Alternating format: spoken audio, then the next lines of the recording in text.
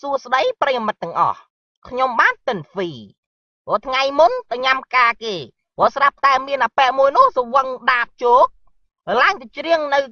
លើទឹកវេទិកាព្រោះស្រាប់តែទៅដល់និយាយមួយជាមួយនឹងអ្នកលេងភ្លេង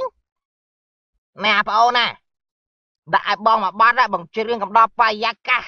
ព្រោះស្រាប់តែពេលនោះអ្នកភ្លេងសួរថាបាត់អីបង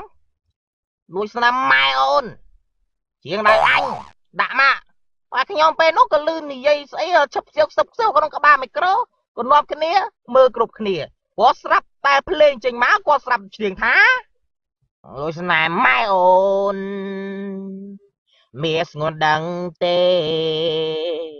ថាចិត្តបងស្នេហ៍គឺមានតែម៉ែស្រីហើយចង់ប្រាប់ថាស្នេហ៍តែខ្លាចម៉ែអូននេះមិនប្រណីដល់ស្នេហ៍ស្មងភក្តីរបស់បងចង់ឲ្យម៉ែអូនយល់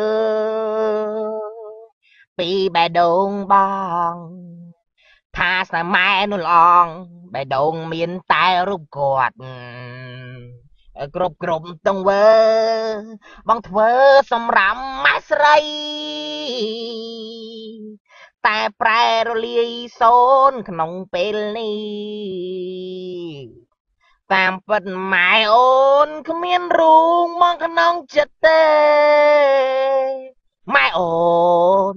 ទុកបងត្រឹមជាមិត្តទៅតែពេលនេះបងយល់តែម៉ែនេះមួយយ៉ាងណាថាបេះដូងម៉ែជីវ៉ាមាន